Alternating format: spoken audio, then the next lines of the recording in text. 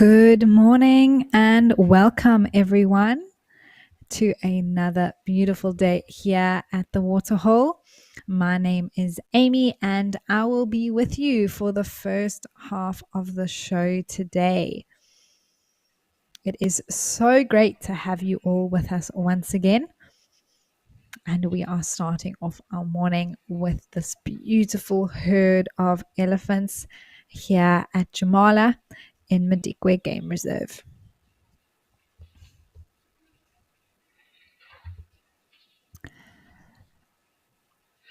A reminder to all of our viewers that this is a live and interactive show, so please do send through your comments and any questions you may have.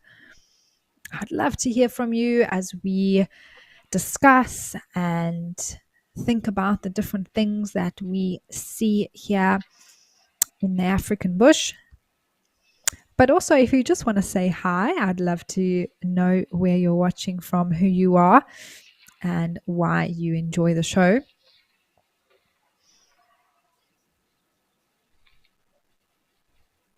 I am personally very excited to see what comes down at the Waterhole today. And I see we have a few buffaloes in the background there as well. I wonder if they're also going to come down for a bit of a mud wallow today.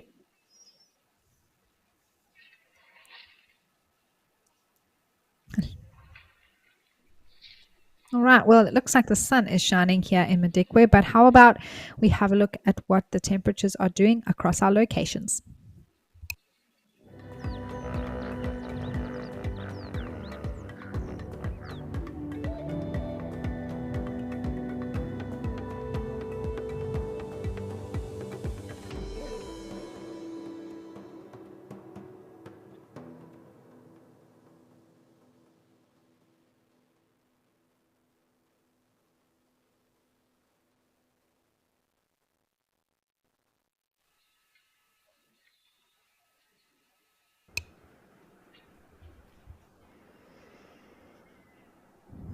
Well, looking nice and warm here.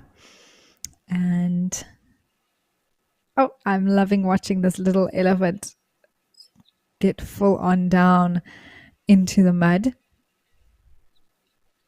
I see a wildebeest has also come down to drink, cooling off a little bit from the heat.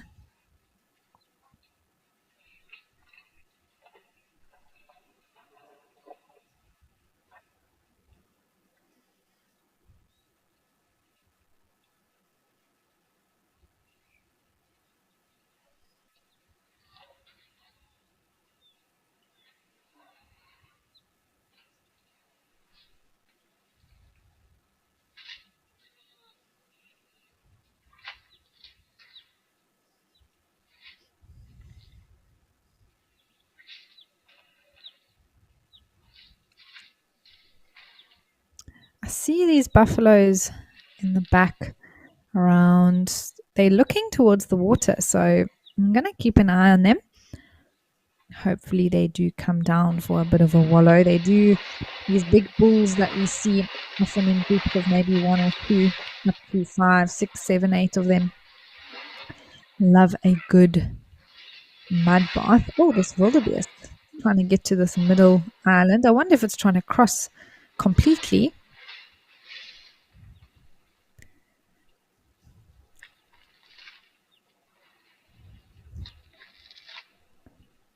Often wildebeest can be mistaken for buffalo, but it's quite nice to actually have both in frame at the moment. The wildebeest being a lot more slender and smaller in body size, smaller horns as well.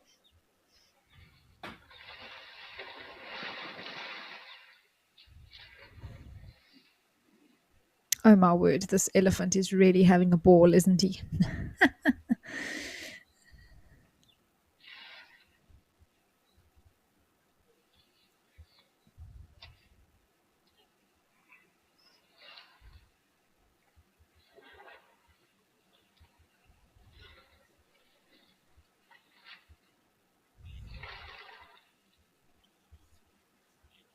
Hi, Lenny. Thank you. And hello and welcome. Good to have you here with us as well today.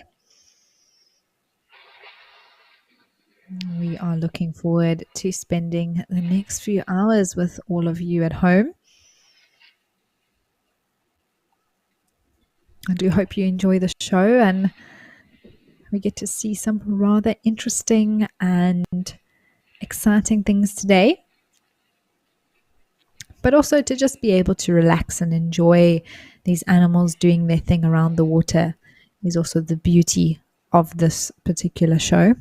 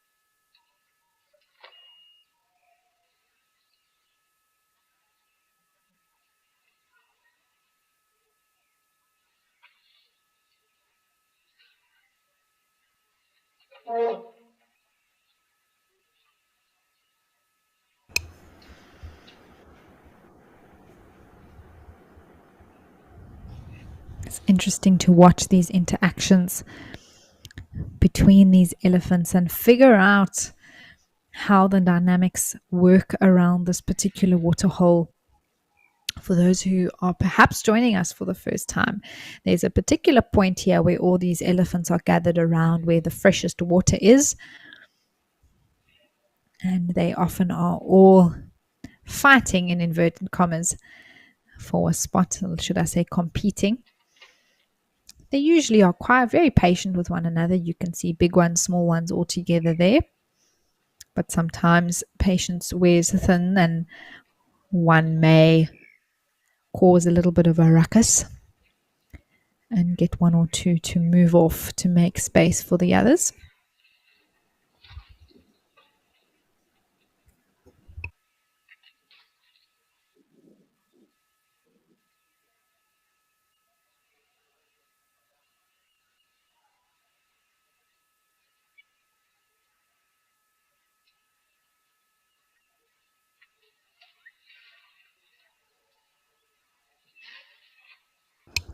Hi, Louis. You've asked a very interesting question about elephants like these ones. Oh my word, sorry, I just saw that little one collapse on the top right of the screen. I think it got too excited coming to the water. It might be chasing some birds or something as well. Anyway, but Louis, you were asking about elephants like the ones that we're looking at previously, their ancestors walking on migratory routes, for example, between South Africa to Botswana, Namibia, sometimes even uh, as high as, let's say, Zambia, Kenya, up and down. Or is it only the desert elephants which tend to walk on ancient migration routes? Um, Louis, it's a very interesting question, and I suppose we can only theorize to some degree the answer to it. Of course, we know that the desert elephants need to migrate or move great distances to find water and food. But I do think that previous to human civilization expanding to the degree that it has now, hundreds of years ago, if not thousands of years ago, we would have elephants moving between what we would consider countries now, but of course, countries are only man made constructs, and these animals, and particularly elephants, would freely be able to move where they would. And I think there was definitely a larger pattern in terms of movement within South Africa, whether that be South Africa, Zimbabwe, moving higher up, Malawi, Zambia, Kenya, and then back again, depending on food availability and, of course, the rain.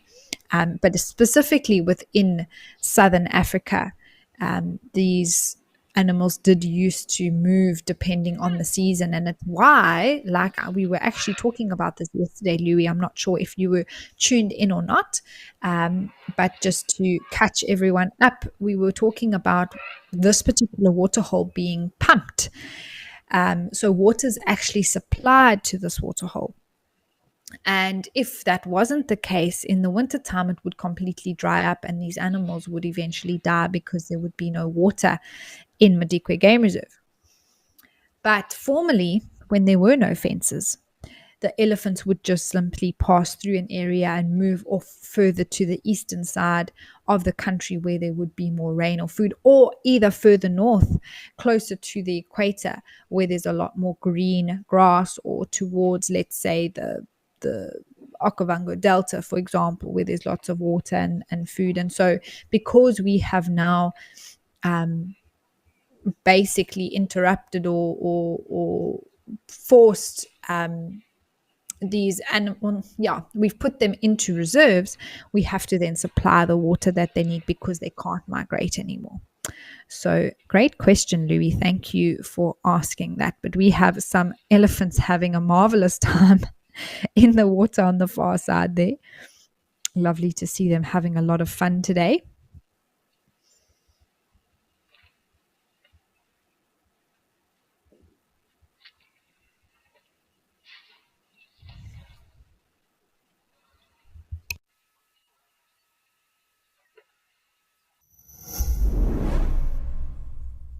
Cheetahs are one of nature's prolific gems. Jump on safari as we celebrate International Cheetah Day. Alongside an interview with the woman who established International Cheetah Day, Dr. Lori Marker, we will search for cheetahs live across Africa and share some of our best cheetah sightings from over the years.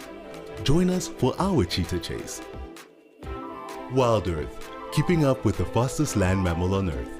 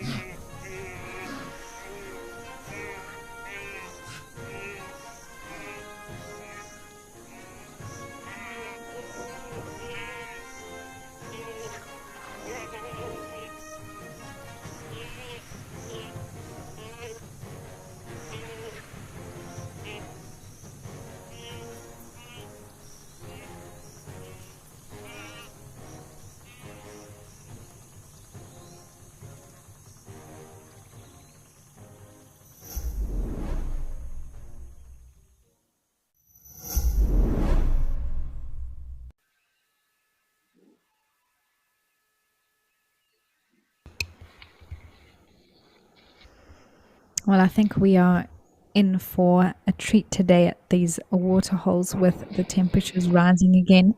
We already have more herds than we saw yesterday while I was on the show, and a lot more splashing and swimming happening too.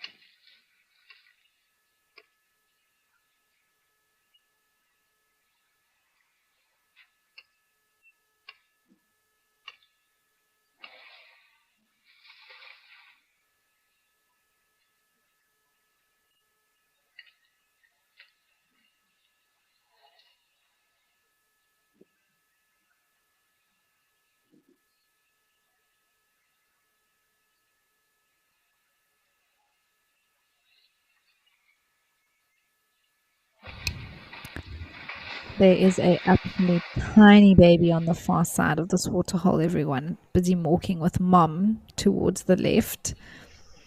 I think we may see it pop out again just next to mom. But wow, it was very, very small. You actually, when you see a really tiny elephant, you cannot believe that elephants can get that small.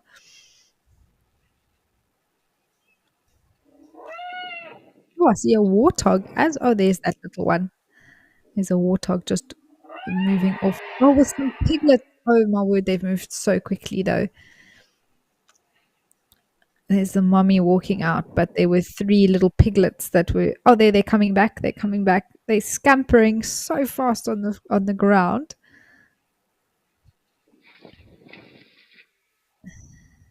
There they are, just on the far side towards the left. There they are, all with mom.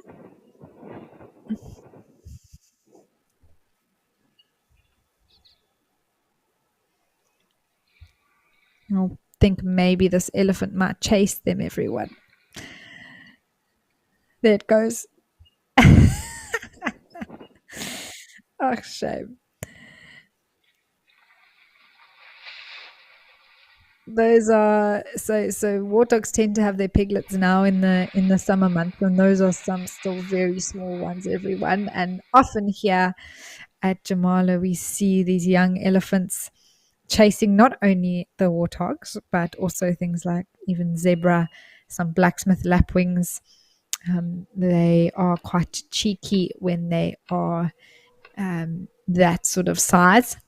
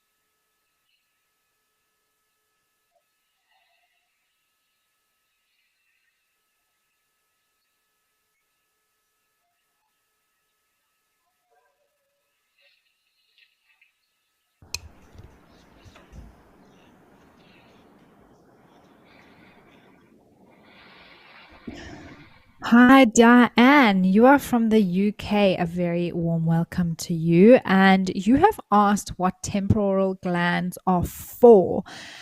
Diane, that is a very good question. And there are a few different purposes to them. Um, they hold this temporal fluid, which is part of an elephant. And for those of you who don't know, it's referring to elephants in particular that have a gland, and this gland is for. It's actually just behind the eyes. We'll see maybe if we can see an elephant with it if we zoom in, perhaps on the one that's drinking. We'll just have to see if we can get an example for those of you who aren't familiar with what Diane is talking about. It's always good to get a visual example.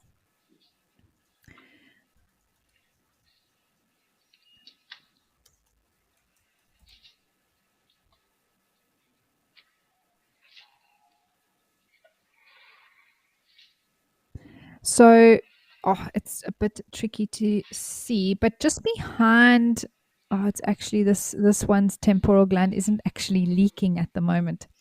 But basically, in Diane, we use it for a few different reasons to interpret an elephant's emotional state. Some say that in bull elephants, it indicates when they are in must. Although that is true and it does secrete liquid when elephant bulls are in must. And for those, also just to explain, must is a time of heightened testosterone in mature elephant bulls when they are looking to mate. Okay. So it definitely does secrete fluid then. It also secretes fluid in females when they are, for example, in estrus, when they are pregnant, sometimes when in the winter months, when it's harsher conditions and they are stressed. And I put that also in inverted commas simply because it's not stress like we would understand it, like we've got a lot going on and we're quite stressed. It's more physical stress. So there's a few, like less nutrition available. There might be limited water supply. They may, like I say, be growing a fetus inside of them, so their body is stressed in that way. And so, and then we have this temporal gland that secretes this temporal fluid. But I'm going to, hopefully we'll be able to spot one of these elephants that is secreting fluid at the moment. But like I said, it's just behind the eye, between the ear and the eye. On an elephant's head is where this gland is located.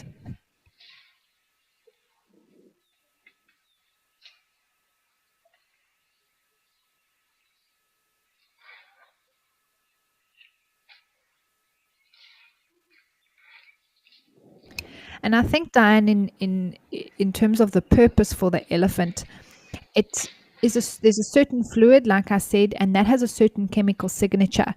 And I think it helps the elephants to be able to understand one another, not only for us to be able to understand them, um, but also for that chemical signature to be released and those pheromones to be able to be received by the other elephants in the herd to understand what's going on with the elephants. Okay. It also doesn't help that they're all splashing themselves. So any sort of secretion would very much blend in with the wetness or the moisture that's on their faces. But Diane, and for everyone who hasn't seen that before, we'll hopefully spot an elephant with one. And then we can show you what that looks like.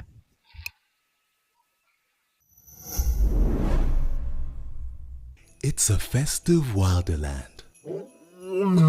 Come along as we go in search for various festive wild animals for the 12 days of Christmas. From honking geese and roaring lions to hooting owls and leaping leopards. Tune in on your nearest device and join the festive fun. Watch the live show from the 14th to the 25th of December. Don't miss out. Embrace the festive season with WildEarth.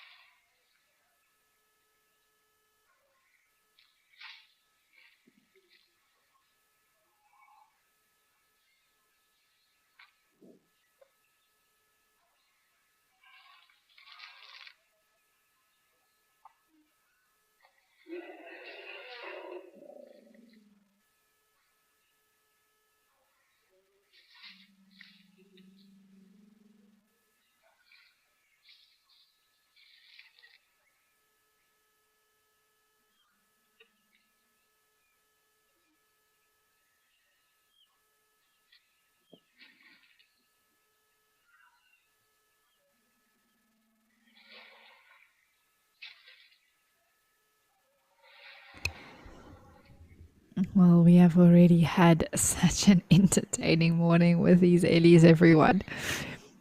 What a treat to start our day this way. Or should I say, the show? It's already basically midday here in South Africa. And because of the time change, we'll have Africam joining us from 1 p.m. now for the rest of December.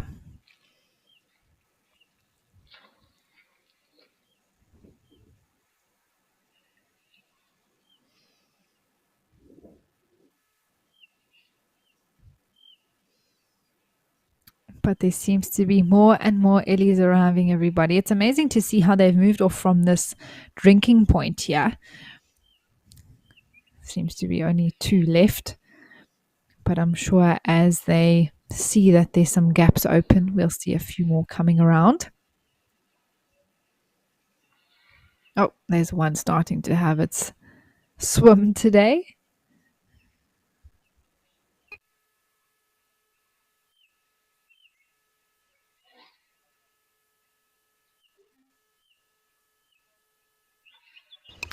Kangaroo Jean, I think is the name. You want to know what has been my highlight at this particular waterhole so far? Ooh.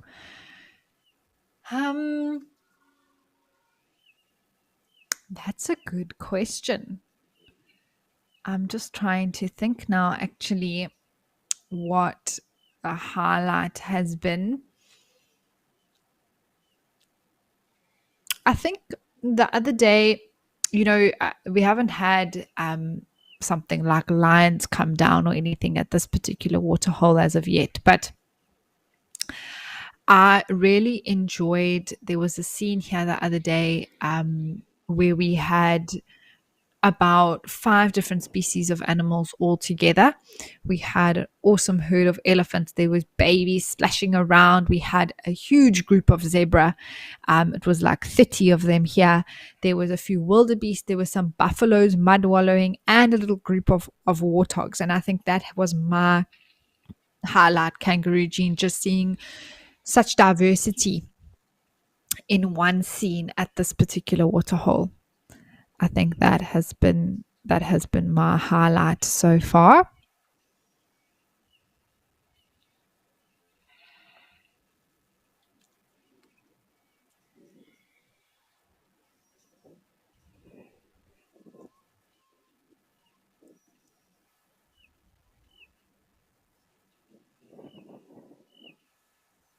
My 2 highlights overall, I think, were I wasn't actually presenting. It was just after my shift, but I still sometimes watch the show anyway, was when the wild dogs killed an impala live at the waterhole at Rosie's Pan. That was incredible. And then actually on my birthday the week before last week, 21st of November, there was a whole pride of lions that came down to the waterhole. So that was a great birthday present at Naledi Dam. And there was like 5 lionesses and there were cubs, and it was just fantastic right on the screen. So that was a very cool highlight for me.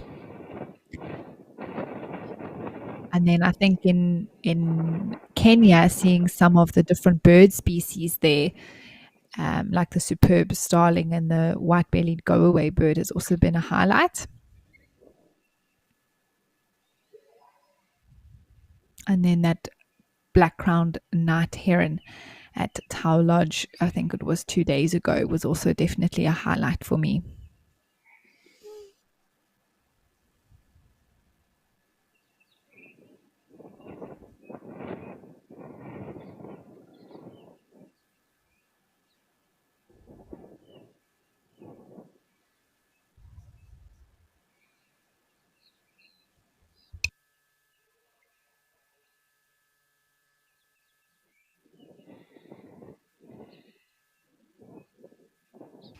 Hi, Tracy. Oh, there's such a little one coming, everyone. You want to know what these elephants would do in a drought? Well, Tracy, um, at this particular reserve and many of the reserves in South Africa, because of the fences that are around them to keep the game within the allocated area that is for them, so that they can be safe. Water is supplied. So, for example, this water hole is actually pumped. So, in that case, they would always have water.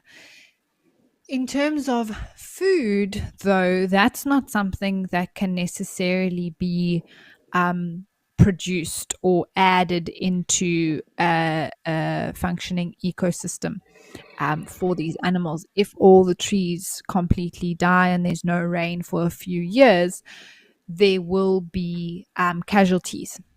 I remember, not only if we talk about Madikwe Reserve, but in KwaZulu Natal, as well as in the Kruger National Park and surrounding Greater Kruger areas, between 2015 and 2016, there was a massive, massive drought. Now, the Kruger has actually stopped pumping a lot of their water holes um, to help sort of control population numbers, but also get back to sort of the natural, um, uh, more natural environment for these animals, which they would have had previously, rather than supplying water everywhere for them.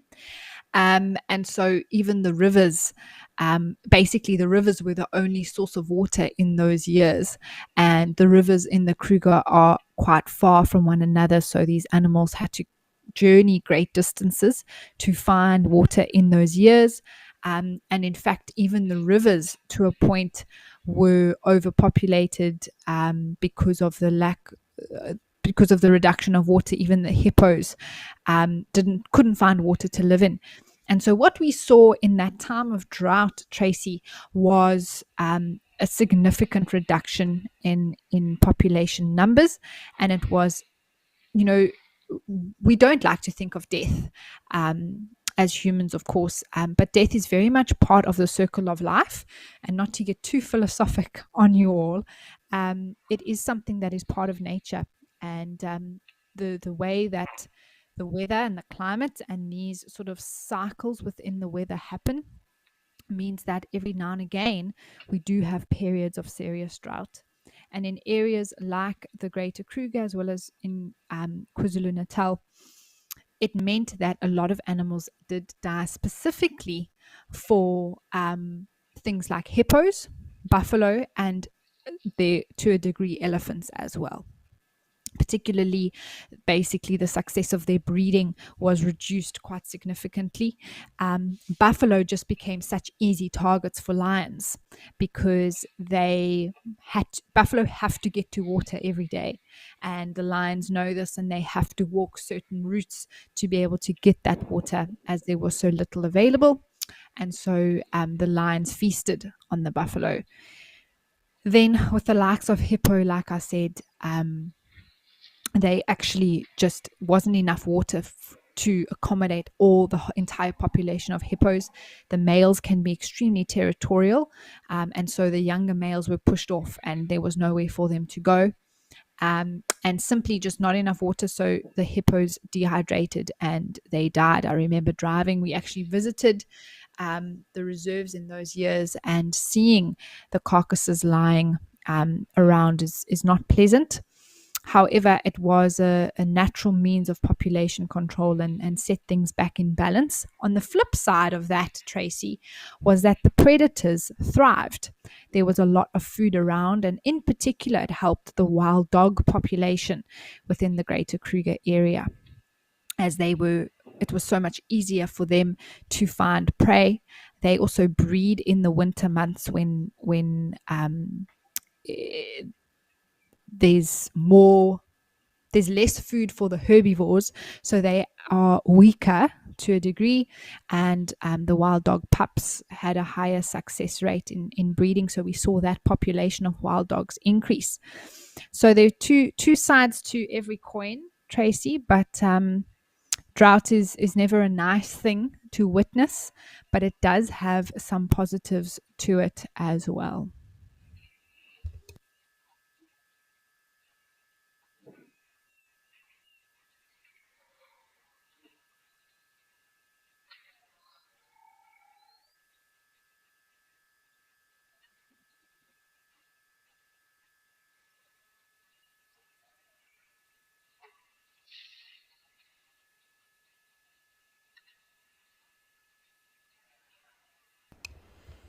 This little one is having a great time rolling around in the ground there.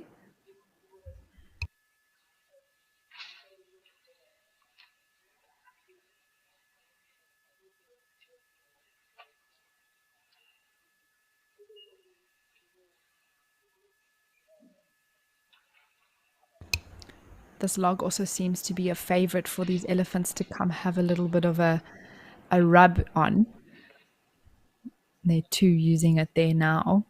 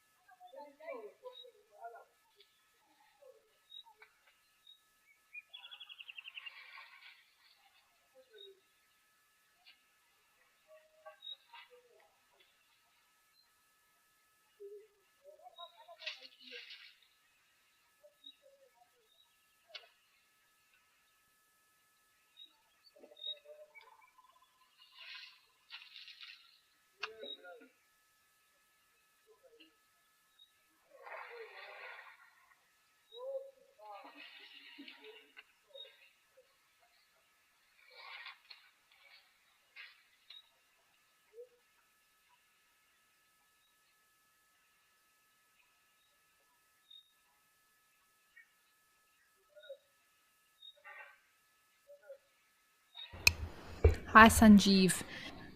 You have shared with us some information about what happens in India with Asian elephants. I'm assuming, of course, that you're speaking about there, and you're saying that due to the deforestation as well as illegal human settlements um, in the national parks, that unfortunately we that you can see elephants coming to beg for food on highways from trucks that are carrying vegetables and fruits. And that's just heartbreaking, isn't it?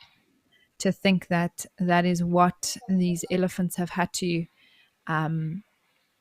sort of resort to extreme measures to be able to survive due to their natural habitat being taken away. And that is the biggest fight, as it were, in conservation. What the true goal is to conserve habitat for these animals. The more land that we can dedicate to staying wild, um, the better chance for these animals to be able to survive throughout our lifetimes and our children's lifetimes. And we're so glad that as Wild Earth, we get to connect people with nature. That's our mission. And I'm so glad that we are able to achieve that through shows like Live at the Waterhole. Awareness is so, so important.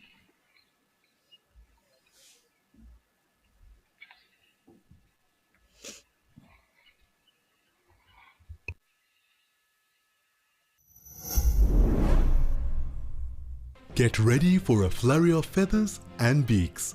WildEarth is celebrating BirdLife South Africa's 39th Birding Big Day. Join our naturalists on drive as they compete to spot the most bird species across locations during Sunset Safari Live. Don't miss out on the fun. WildEarth, it's in your nature.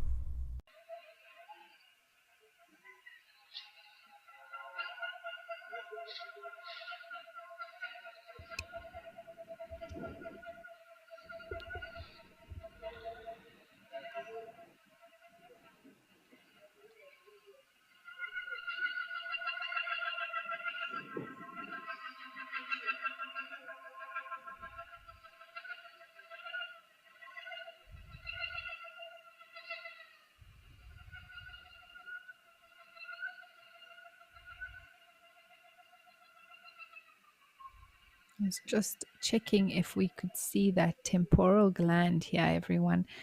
But there is a slight slit in the face. You can actually see a little bit of a thickening of the skin, with a little bit of a darker but line, which of course looks like a wrinkle. And these elephants are full of wrinkles. But these two young bulls don't seem to be secreting any fluid at the moment, but we'll keep an eye on them, everyone. Hopefully we can get a nice example for you all. But if we take a 45-degree line from the back of the eye up to the ear, right on what we would look at, sort of the cheekbone of the elephant, it's right on there.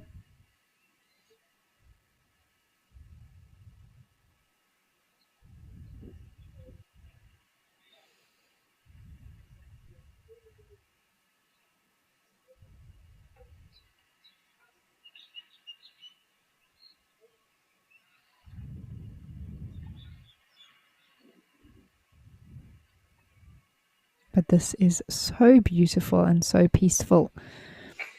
It has been quite busy here this morning, so it's nice to just take a chance to take a breath, listen to the sounds of these elephants drinking.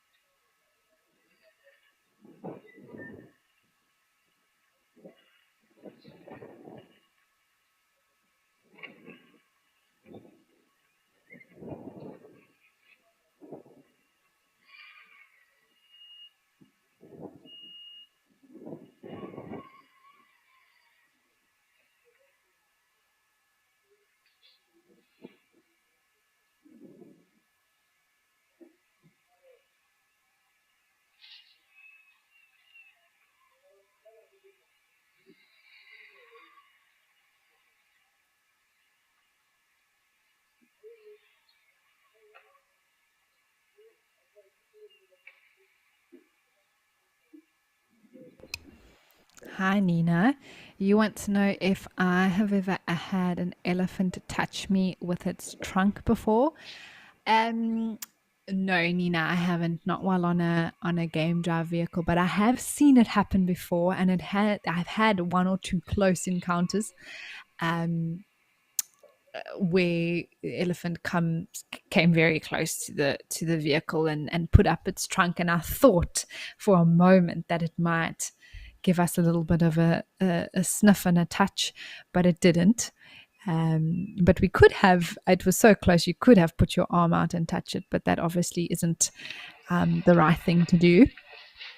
But no, Nina, I haven't had that experience before.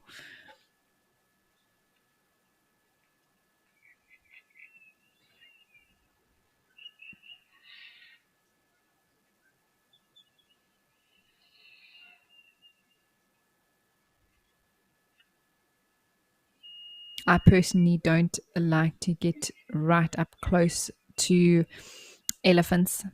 If I can help it, of course, sometimes there's situations that you can't help how close you get to the animal. But of course, never want to make an elephant feel uncomfortable or be unnecessarily close to them.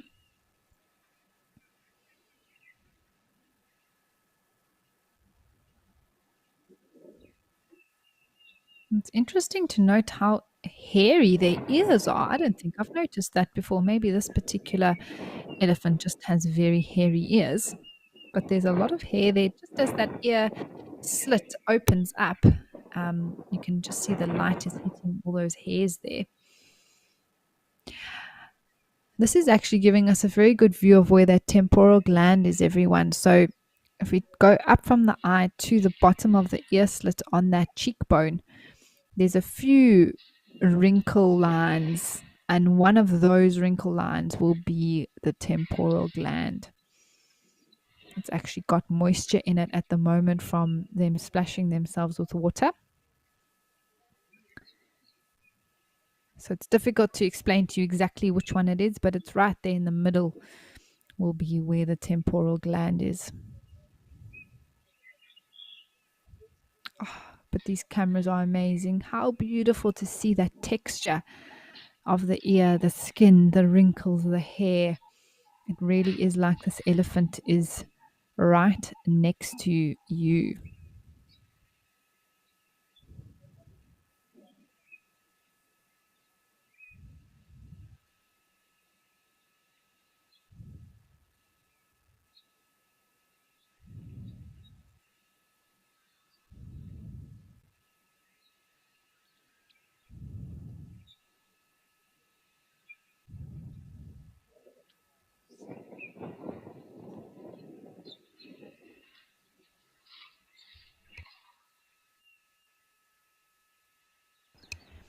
Elephants also have amazingly long eyelashes.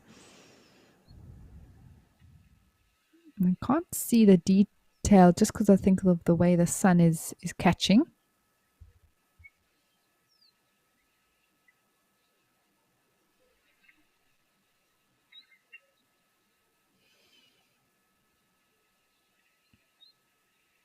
That sort of white dot at the front of the eye, if you're wondering what that is similar to us as humans. When we go to sleep, we wake up in what we call sleep in our eyes. Sometimes just the salt or fluids that drive a night with the wind and then get caught in the front corner or back corner of our eyes. And that's a similar thing for elephants with that white dot there in the front of the eye. Patisse, hello. You are saying hello to Amy and WildEarth, and you're glad to be back and watching. You have been out diving with sharks for the last 3 weeks, and you are enjoying seeing the elephants here at Jamala. Well, Patisse, a very warm welcome to you for being back with WildEarth. And I'm so glad you're enjoying seeing some elephants, some other and very different animals to the ones you've been looking at for 3 weeks. The aquatic world and the ocean is a whole nother beast to conquer. And it was also a beautiful and amazing part of nature.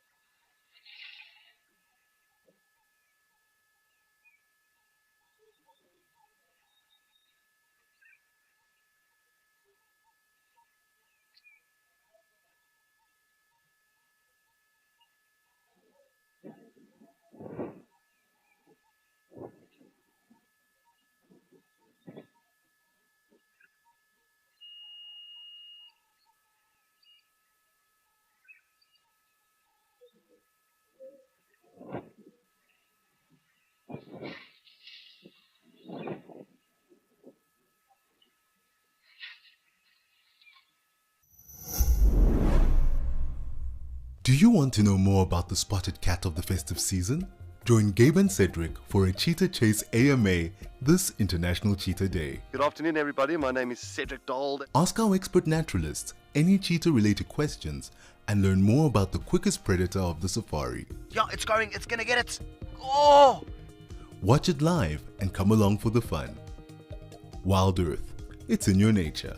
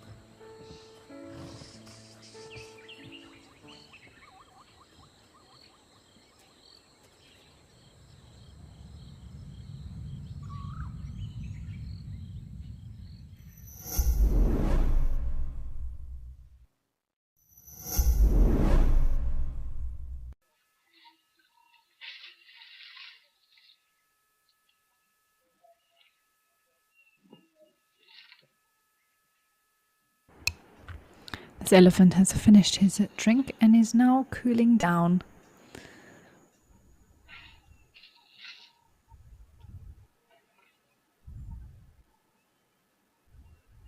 It's amazing how accurate they can be using their trunk to spray themselves. I particularly love when they throw that really high in the air and it lands on them like a shower.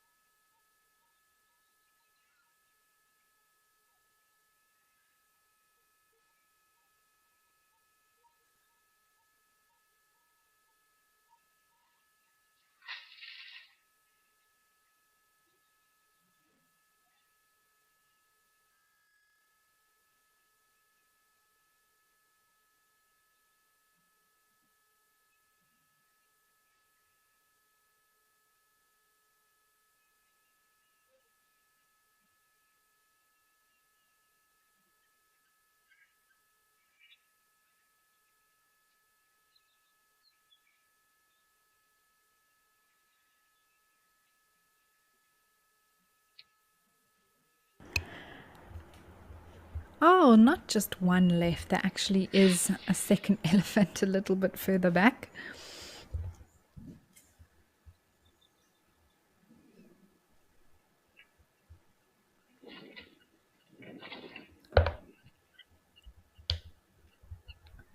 Sometimes these bulls do stick around and sort of just stand and rest. I think it might be taking its chance to have a splash this side and perhaps even come and drink at their favorite spot.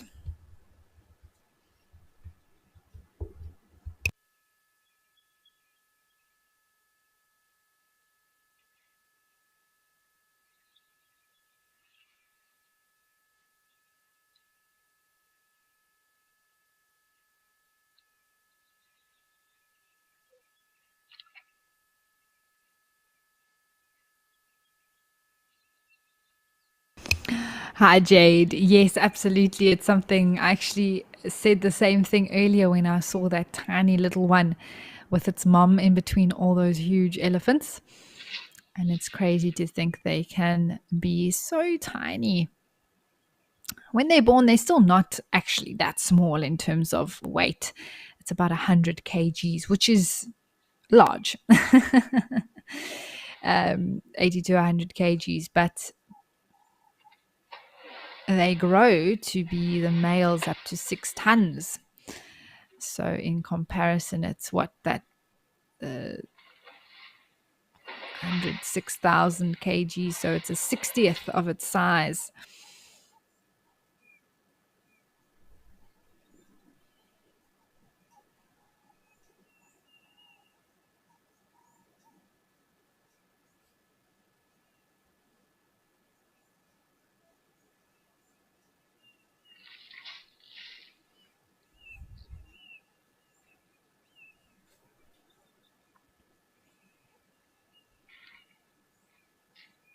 It's the same for I think rhinos as well, Jade. I can't believe how tiny baby rhinos can be, and yet they grow into these big animals.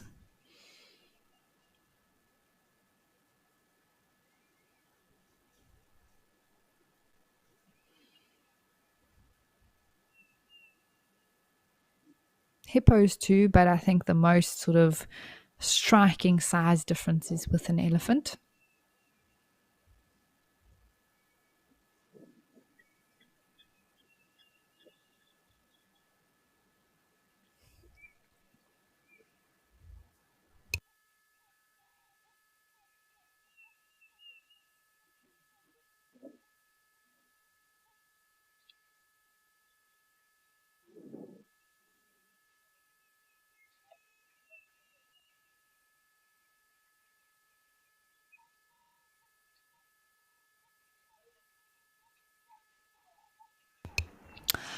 Hi, Naomi. You want to know where one can find the biggest elephants in Africa?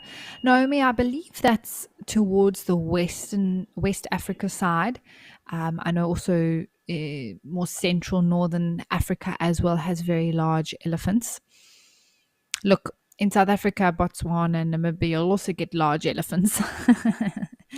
um, that can be huge, even on par sometimes with ones in other areas. But if we take on average, the general average size, you get larger ones towards the central western region of Africa.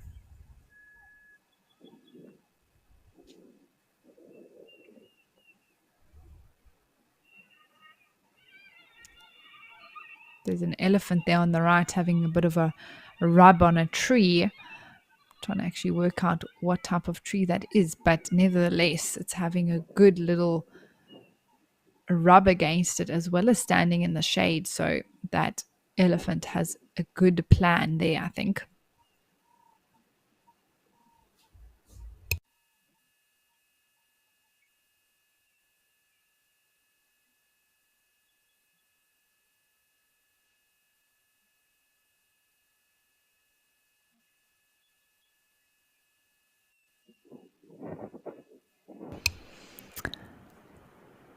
All right. Well, I can't believe it, but it seems that the elephants have moved away here from Jamala, but we'll keep our eyes on the waterhole and see if anything else does pop out. But for now, let's head over to King's Camp.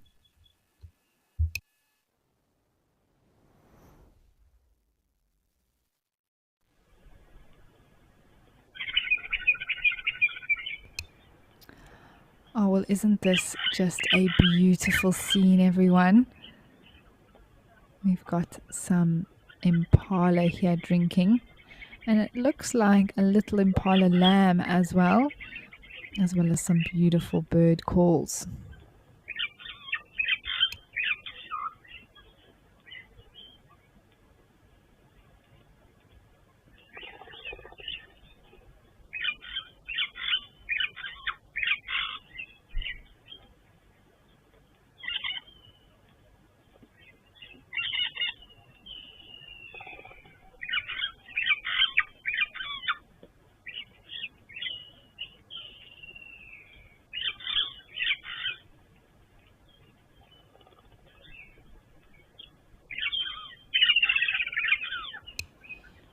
You can hear that beautiful woodland kingfisher calling.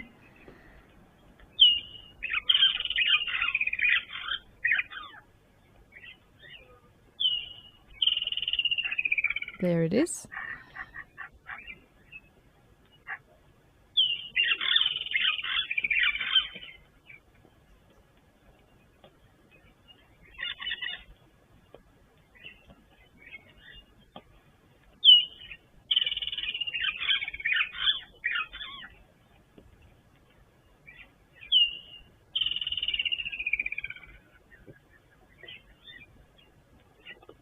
How beautiful are the reflection of these impala in the water.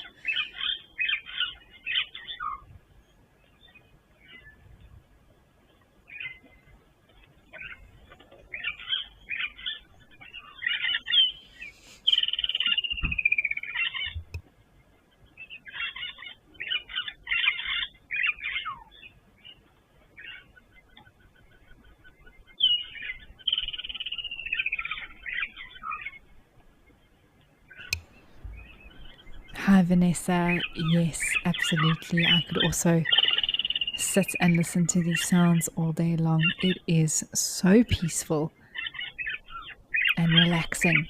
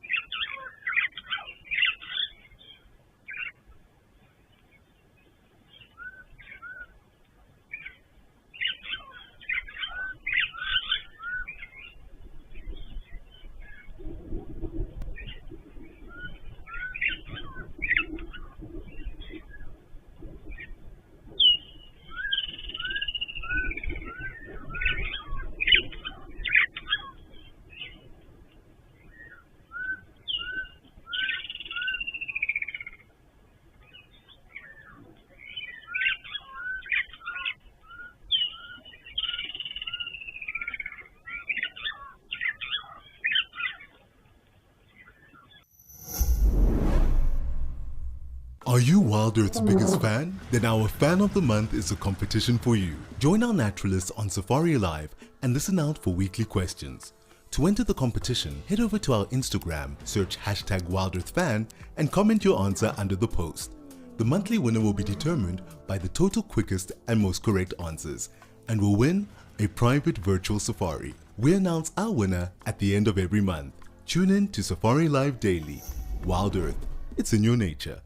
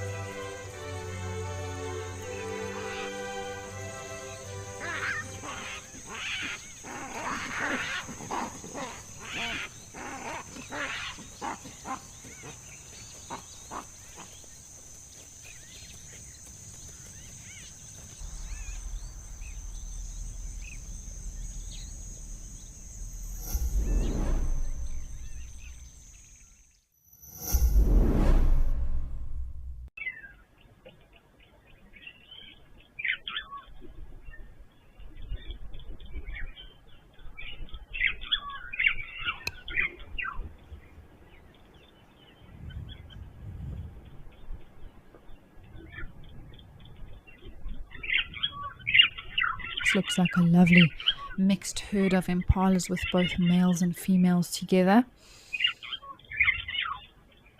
And plenty of food for them now in the summer.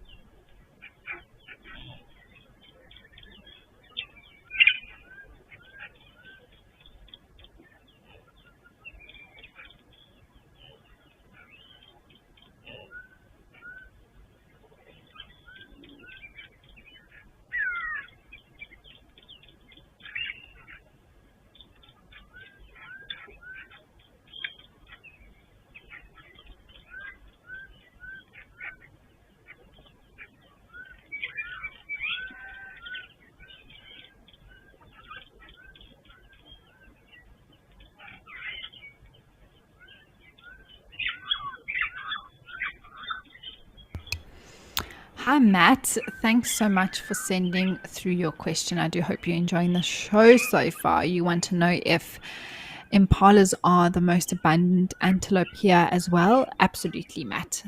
They are definitely the most abundant in number in terms of antelope.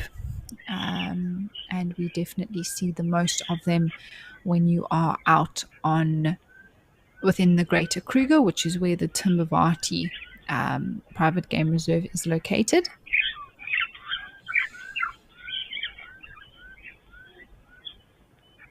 And the success of their numbers is largely due to the fact that they do their breeding in Southern Africa now at this time of year.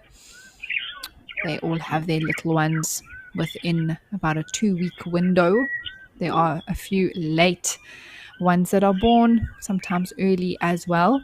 I think the first lamb we saw this year was on the 10th of November, but for the most part, they drop around the last week of November and the first week of December. And with them all dropping at the same time, Matt, or being born at the same time, there's a higher rate of success for the little ones because the predators can only take so many out. And so we have many of them that are actually able to make it through the first year of their life before being killed. And they're also an important buffer species within ecosystems. They are a uniquely sized antelope, not too big, not too small, and often a good option for prey for not only something like a lion on its own, would maybe feed on an impala. It would be a bit small for a pride, but something like a leopard, female or male leopard. Wild dogs often hunt impalas as well, so it all links together, which is amazing. And it's important that they are so numerous so that there's plenty of them to go around to feed the predators.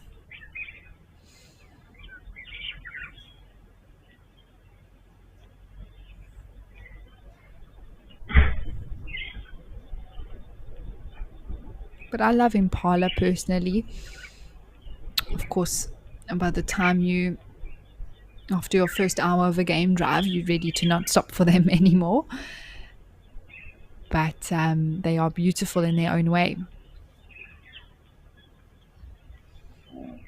All right, well, we are going to leave these impala to continue their feeding here. We'll always pop back if we need to. But for now, let's head back over to Jamala.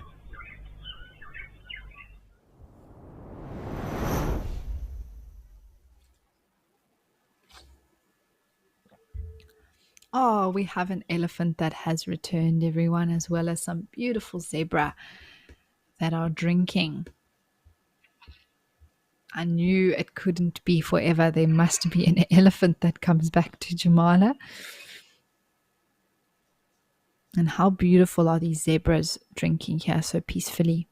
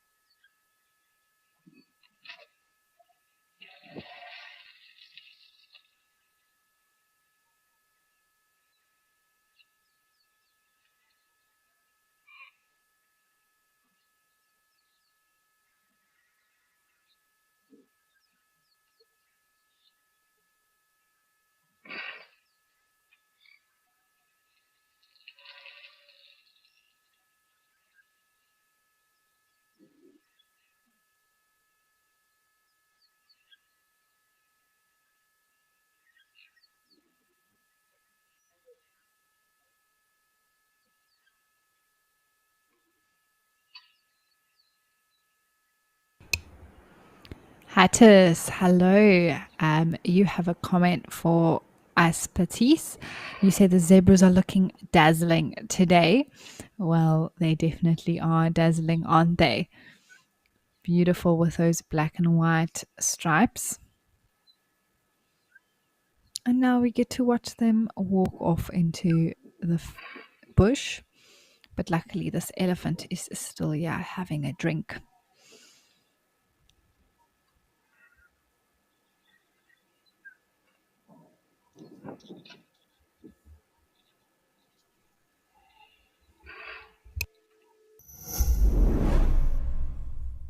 Do you want to know more about our feathered friends?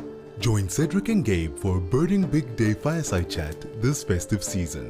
Good afternoon, everybody. My name is Cedric Dold. Come along for interesting conversations about birds and how we can give conservation wings.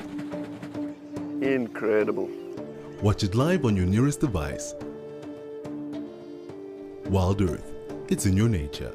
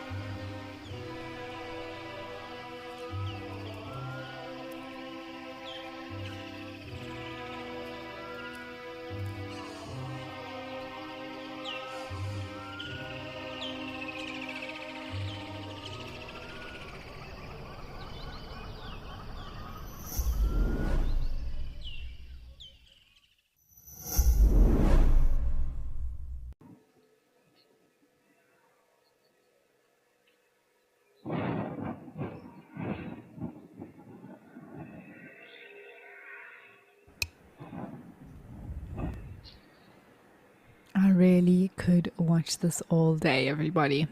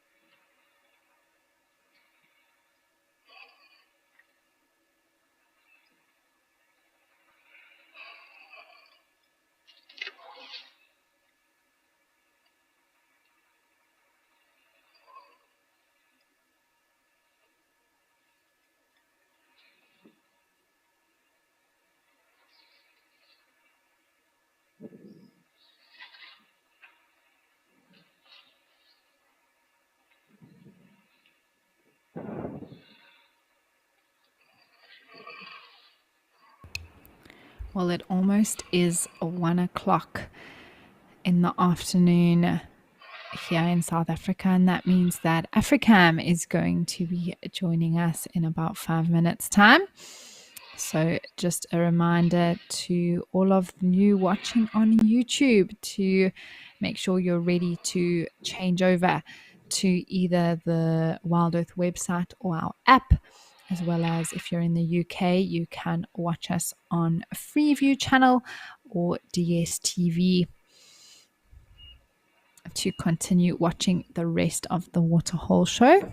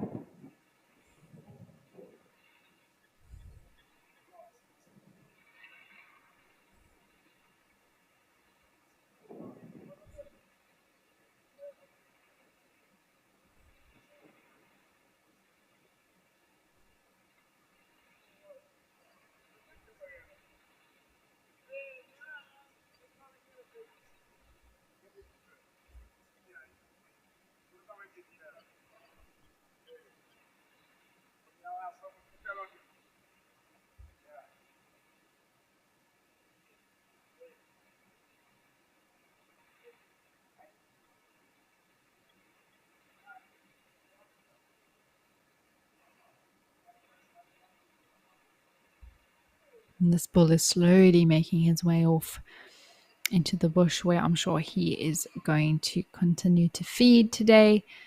Maybe find a nice spot of shade and have a bit of a rest.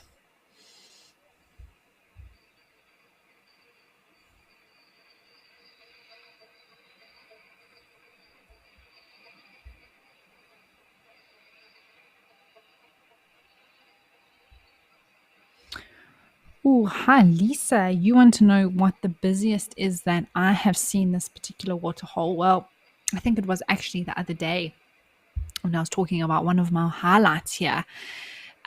We had, seemed to be about 80 elephants or so around the waterhole, different sort of groupings. At one time, there was also about a small herd of buffalo, maybe about 10 of them that came down. There was some zebra walking around in the background, also quite a big herd that wanted to try and come and drink in between all of the elephants. At that particular day, there were also some kudus in the background. They only came down once it quietened down to drink. Oh, I do apologize for that vehicle, everyone, but there's a bit of construction happening just behind where this camera is, and I'm sure that vehicle's coming to drop off some building materials. That is why you could see it there on the road. So it can get very, very busy here indeed.